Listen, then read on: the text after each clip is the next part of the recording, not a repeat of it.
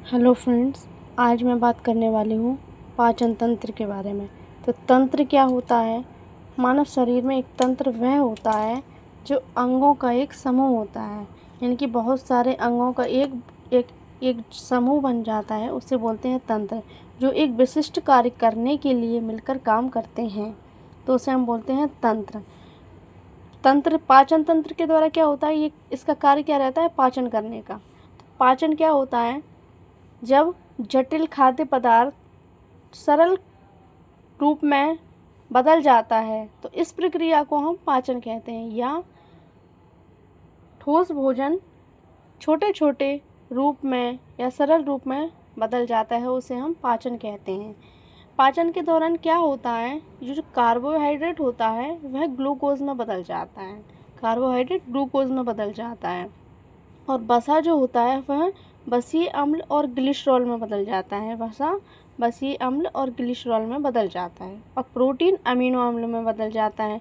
लेकिन कार्बोहाइड्रेट वसा प्रोटीन तो बदल जाते हैं, लेकिन विटामिन और मिनरल का शरीर में पाचन नहीं होता। क्योंकि ये इसलिए नहीं होता क्योंकि ये पहले से ही इतने छोटे होते हैं, उनका पाचन होना संभव नहीं है।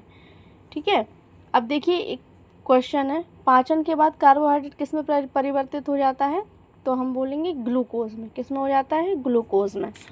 अब देखिए, पाचन के स्टेप्स क्या हैं? पाचन में सबसे पहले क्या होता है? अंतर्ग्रहण, इंजेशन।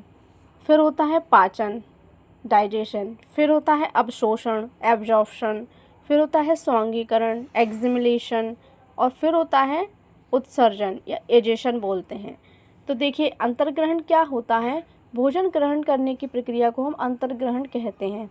भोजन ग्रहण यानी कि जो हम भोजन मुख से ग्रहण करते हैं या खाते हैं, तो उसको बोलते हैं इंजेशन। फिर जब ये भोजन ग्रास नली के द्वारा हमारे आमाशय में जाता है, तो क्या होता है? इसका पाचन होता है। पाचन कैसे होता है? जटिल खाद्य पदार्थ यानी कि ठोस या बोले बड़े बड़े टुकड़े जो होते हैं खाने के, वो छोटे छोटे टुकड़ों में टूट जाते हैं या सरल अणुओं में टूट जाते हैं, तो इस प्रक्रिया को हम पाचन कहते हैं। पाचन के बाद जब ये खाना पच जाता है, उसके बाद हमारे शरीर में एक एब्जॉर्प्शन की क्रिया होती है। इसमें क्या होता है? जब पचे हुए भोजन के अवशोषण की प्रक्रिया को हम अवशोषण कहते हैं। इसमें क्या होता है? जब भोजन पच जाता है, तो ये हमारे शरीर की मरम्मत में प्रोटीन वगैरह में अमीनो अम्ल वगैरह में बदल जाता है। जैसे हमने बताया था, कार्बोहाइड्रेट किसमें बदल गया था? ग्लूकोज में। ग्लूकोज से क्या होता है? शरीर को एनर्जी मिलती है। फिर बसीय अम्ल और ग्लिसरॉल में बदल गए थे, जिससे हम उससे भी हमारे शरीर को बहुत आराम मिलता है, मतलब कि एनर्जी मिलती है।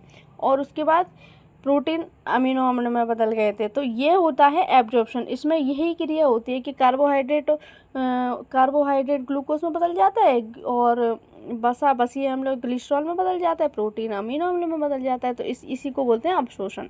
फिर क्या होता है? स्वांगीकरण। पचे हुए भोजन का उपयोग ऊर्जा के लिए और वृद्धि और मरम्मत के लिए होता है, तो इसको बोलते हैं स्वांगीकरण। और उत्सर्जन क्या होता है? तो ये जो यहाँ पे जो खाना पच गया था इस क्रिया में, तो इसका तो पाचन हो ही गया था। जो नहीं पच पाता है, तो वह शरीर के बाहर निकालने की प्रक्रिया को हम क्या बोलते हैं? उत्सर्जन या मल त्याग या इजेशन। ठीक है।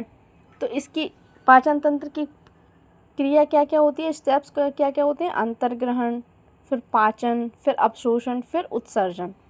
ठीक है।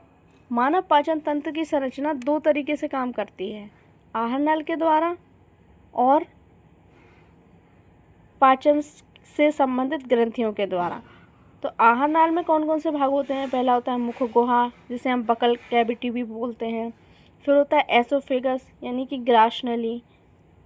फिर होता है अमाशय, पेट या स्टमक। फिर आता है छोटी आंत या स्मॉल इंटेस्टाइन, या उसके बाद आता है बड़ी आंत और लार्ज इंटेस्टाइन।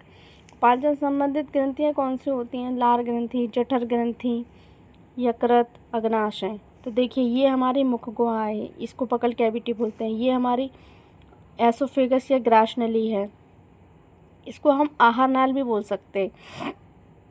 उसके बाद ये जो है, ये हमारा स्टमक है, स्टमक ये हमारी छोटी आंत हो गई और ये हो गई हमारी बड़ी आंत।